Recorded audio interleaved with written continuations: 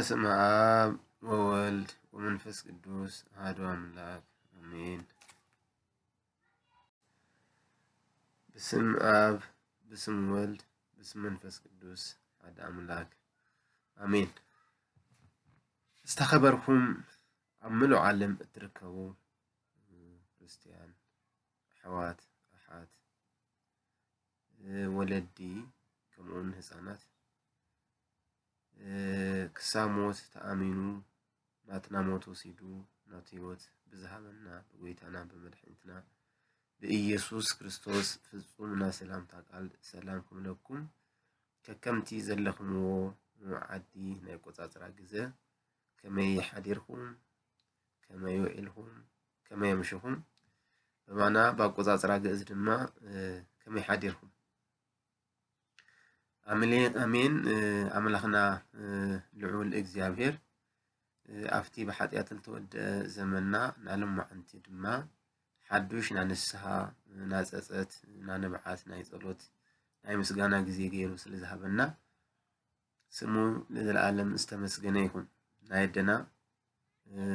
ናይ ቅድስት ድንግል ማርያም በረከት ረድኤት ናይ ቅዱሳን ጸሎት ምስ ኩላትና ይሁን። እግዚአብሔር ከክንዲ ዝፈቀደልናን ከክንዲ ዝሃበናን ግዜ ጸኒሕና እንመሃረሉ ማዓንቲ ብዛዕባ ሃይማኖት ይከውን ቅድሚኡ ግን ናይ መጀመሪያ ናይዚ ሓድሽ ዓመት ናይ መጀመሪያ ቪድዮና ስለዝኾነ በሐቂ እግዚአብሔር አምላክ ምሕረቱ ቸርነቱ በዚሕልና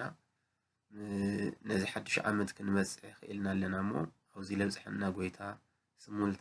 ለዘላለም ዝተመስገነ ይሁን። እግዚአብሔር አምላኽና በሐቂ ኣብ ደገ እንኹን ኣብ ወጻኢ ዘለና እዚ ኩሉ ክነሓልፎ ድና ኣይነሓልፎይ ኢልና እንሰግኦ ነበርና ከቢድ ነገር ከም ቀሊል ክነሓልፎ ረዲኡና ዋላ እኳ መሊኡ ልተወደአ ነገር ይሁን ግን ለጸላኢ ከበርግግ ብልኽእል መንገዲ ታቦተ ጽዮን ከለላ ሓይሊ ጽንዒ ኮይና እቲ ህዝብና እውን በቲ ክባን ዕፅዋን ሞራሉ ከይስበር እቱ ኣብ ደገ ኮይኑ ብህይወቱ ተወራሪዱ ልኳሽ ሓደሎ ሰራዊት ድማ እግዚአብሔር ናይ ሶምሶን ሓይሊ ናይ ሶምሶን ጽንዒ ናይ ዳዊት ጽንዒ ናይ ዳዊት ጀግንነት ናይ ዳዊት ሓቦ ሓዲርዎ ንህዝቡ ህይወቱ ገቢሩ ከም ዕስለ መጺኡ ከም ዘይነበረ ክገብሮ ንዝደለየ ናይ ጸላይ ሰራዊት በሐቂ ብልግባእ መኪቱ መሊሱ እቲ ህዝቢ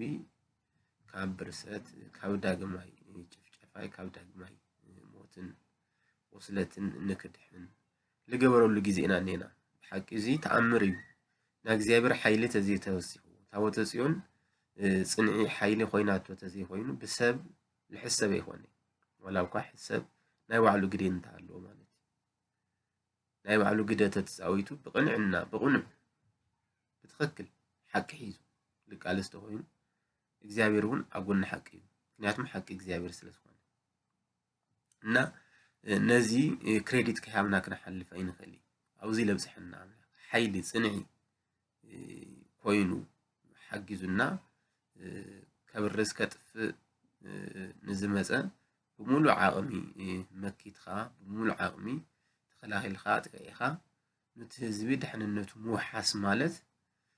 ኣብ ታሪክ ዓለም ናይ መጀመርያ ክኸውን እዩ። እዚ እግዚአብሔር ሰላም ይሁንና ጥዕና ይሁንና ኣብ ቀጻሊ ግዜ ብታሪክ ሰሓፍቲ ክምዝገብ ክጽሓፍ ለለዎ ናይ ዓለም ታሪክ ክኸውን ሃም ንኽእል ተስፋ ኣለንና እዚ ኩሉ ክንገብር ሓይሊ ጽንዒ ለሃበና እግዚአብሔር ናይ ወለድና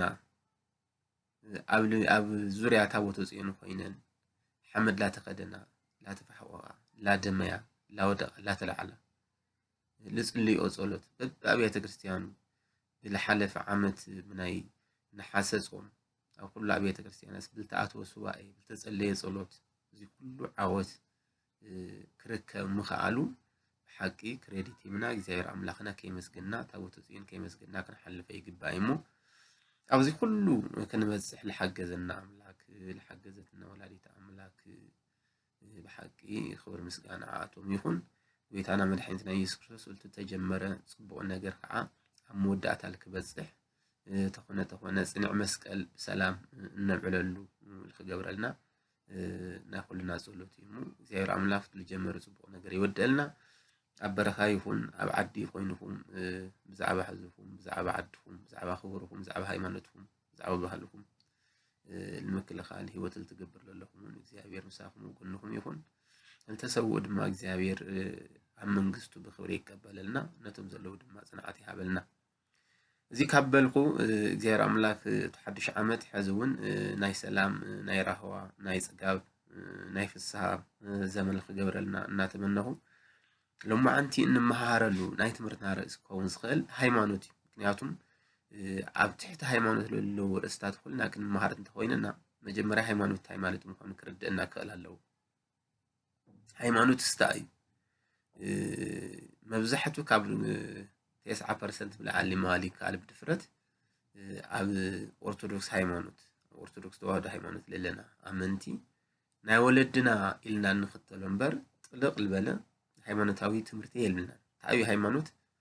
تايو امنت تايو أرثوذكس توحد አፈላላዩ ልብል በእርግጠኝነት ምን ነገር ይካል ጥልቅ ልበለ ወይ ከዓ ዕሙቅ ልበለ ፍልጠት ለለዎ ሰብ ይህሊ እዚ ማለት ግን መምራን የለውይ ማለት ይሆነ ካብ መምራን ወጣ የለና ምእመናን بالملكتي ዕሙቅ ልበለ ፍልጠት ይብልና ልብል ለለኹም በር ንመምራን ይሐውስን أنا ونقول إلى ياو سلايمانوت كمهر ياو أود ما كنت أطول إني هو يقع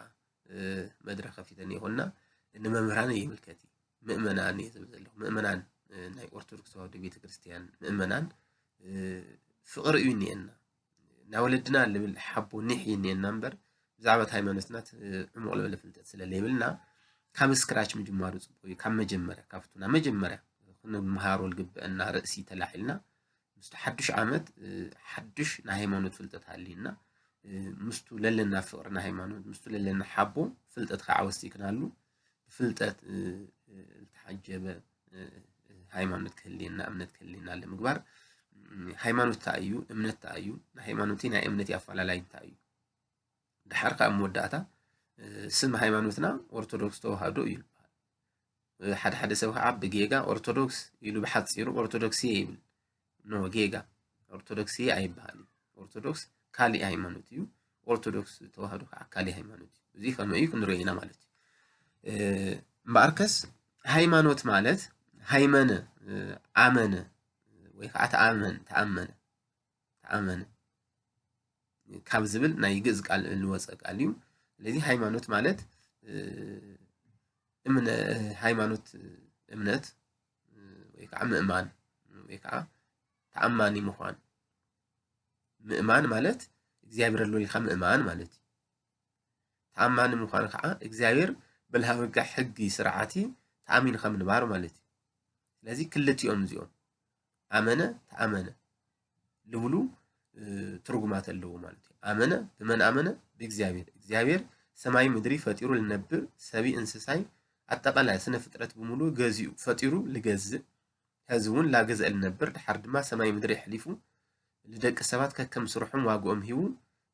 صبوا لجورو بيمان حما أزجورو عبس أجام تطاو كلو ويكع صبوا زجورو نامن قصة سمات كأتيو الجبر واقالهم صبوا واقالهم حما أنا زجورو دما لو جهنم أسات أتيو ياو حسر واقع ويكع حما واقع كفرد لخل أملاك هلو يلهم زعلم زياس مجامي سرعي يبلع إلخا كم كحد زعلم زيا مجامي سرع اللوا فتار اللوا حزون زم حدر فتار اللوا يلخا مؤمن مالتي آمنة مالت تأمن خا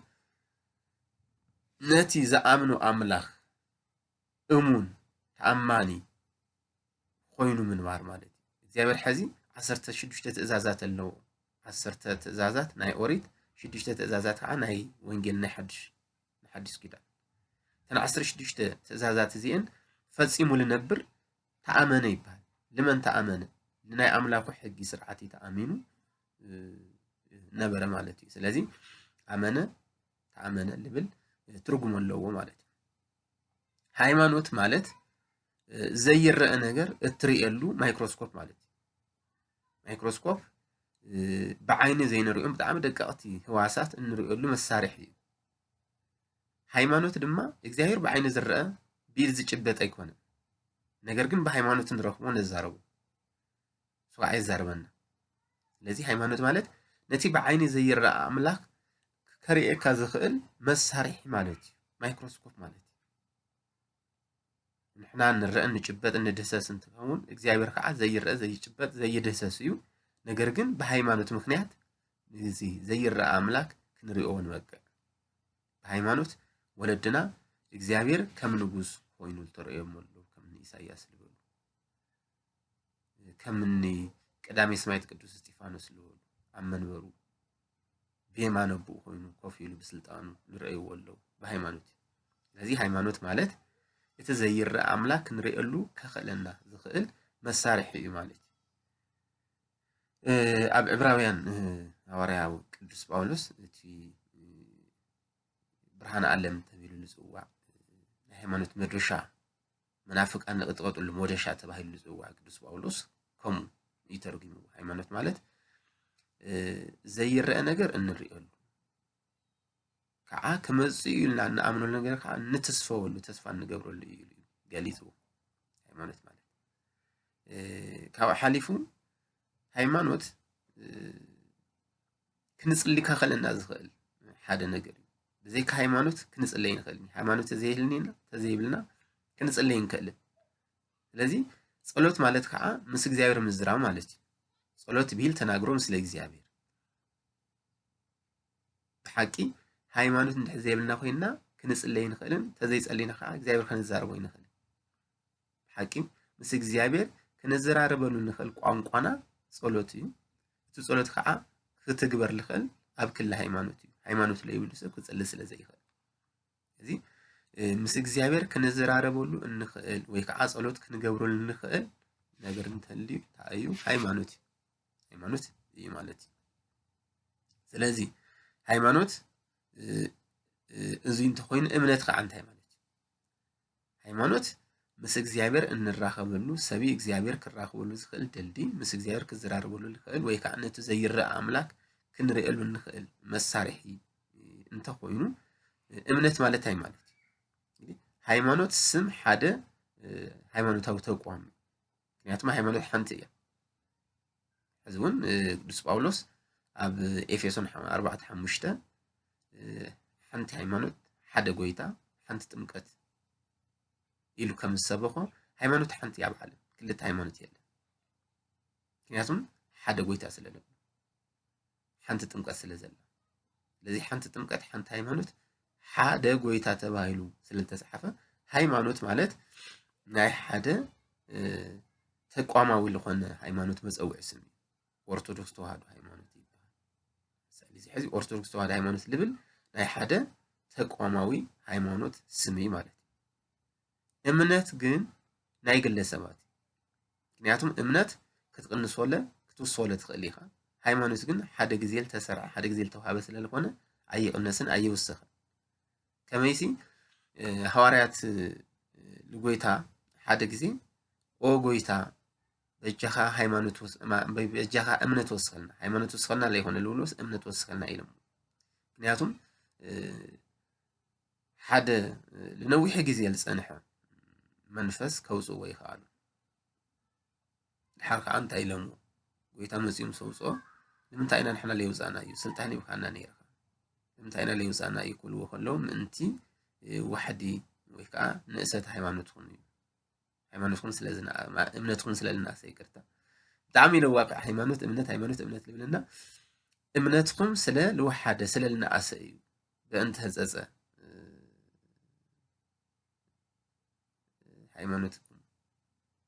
ሃይማኖት ቃል ዋላ ናይ ግእዝ ቃል ሃይማኖት ልብል ለይተለወጠ ተኾነ ላብ ትግርኛ ክልወጥ ከሎ ግን ምእንቲ ናእሲ ወይ ከዓ ዋሕዲ እምነትኩም እዩ ዝብል ካብኡ ድሓር እንታይ ኢሎሞ በኣርከስ ድሕሪ ብወሓደ ሃይማኖትና ምናእሲ ሃይማኖትና ተኮይኑቱ ለይወፀልና እቲ መንፈስ ኦ ጎይታ እምነት ወስኸልና ይብሎም። ስለዚ ደቂ ሰባት بهايمانوت اللابرت بزوم زولوت اللابرت عقد خلو امنتهم اللعبي خي عبل عندك زيابير للو امنت اللعبي خد مالتي لذي امنت بمقبار بمصوات بسجيد بسألوت ببزح تقحات كعبي لخيل كمعبل لخيل يو امنت مالتي هايمانوت جن لحد تقوم هذا هيمانوت أو تقوم سمسل الخونة كعبي كنسا يخيل تعرف لا يزي لذي امنت نايدك سباتنا أب إجزابير لنا أمنت أفتم أب إجزابير أب كاب إجزابير مزيون نمرح لهم هيمانوتاوي ممرحتات لمثالي سرعة تنقد سرعة ጸሎት سرعة ማህሌት سرعة ቁርባን ብዙሕ ስርዓት አለው ስርዓተ ጥምቀት ነቶም ምስጢራተ ቤተ ክርስቲያን ነው ይሉ ሸዓተ ምስጢራተ ቤተ ክርስቲያን ነው እዞም ብጥምቀት ሐዚ ተጥምቀት ለሰብ ካብ እግዚአብሔር ይወለድ እዩ ልብል ትምርትኒ እንደየና ይናምነሉ ካብ እግዚአብሔር ከም እንወለድ እዚ እዩ ሐዝና ደቂ ሰባት አነ በቲ ብስሙ በአብ ወልድ በመንፈስ ቅዱስ ተቀደሰ ማይ ገቦ ካብ ገቡ ወይ ካብ ጎኑ ዝተረኸበ ማይ እንተ ተጠሚቀ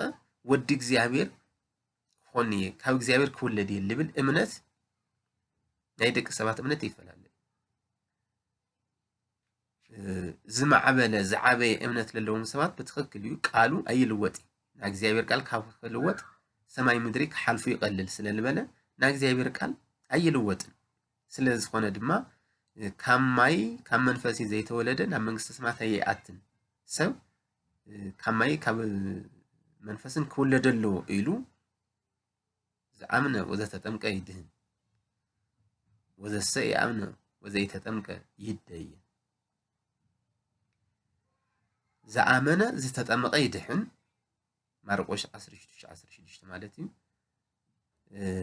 ዘይአመነ ዘይተጠምቀ ከዓ አይድሕንን ወይ ከዓ ይኹነን